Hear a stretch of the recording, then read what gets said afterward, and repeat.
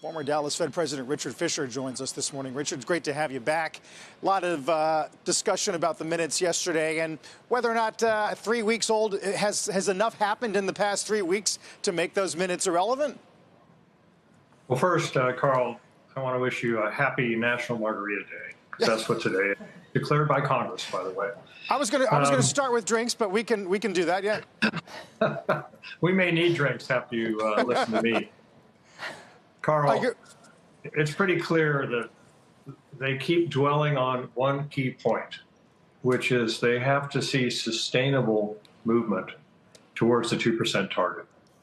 And meanwhile, we have a great employment number, a very historically still low unemployment number. So far, the glide path has worked.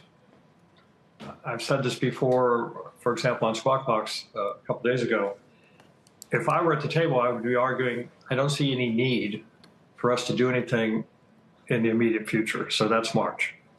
We'll have to see what the new data that comes out for June, because the data that's come out since the last meeting, of which these minutes recorded, has not been as favorable as the markets were expecting.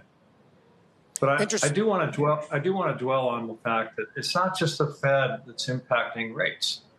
What we have is what I call the congressional lemmings, Democrats and Republicans, rushing to the cliff of massive government borrowing, and the cost of carry is now doubled for our government of everything that's rolling over.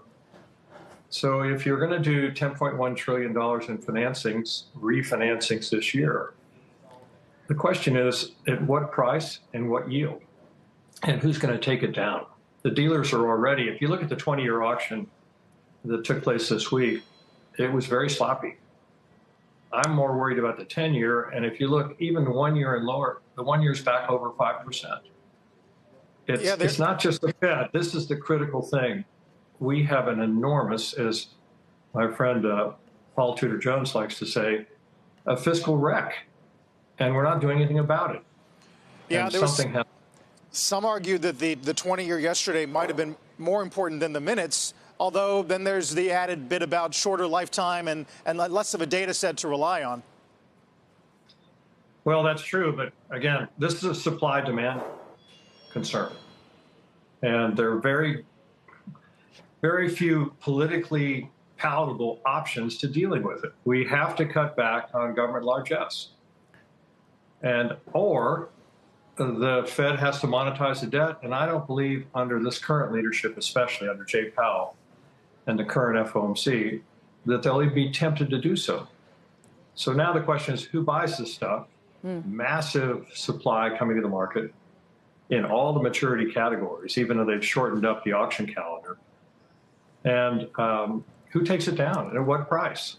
And I think that's really what's moving part of the yield curve right now, is supply and demand, not simply will the Fed cut 3 times now or 4, or whatever the market's guessing. We all know they're not going to cut 6 times now. That's been disabused.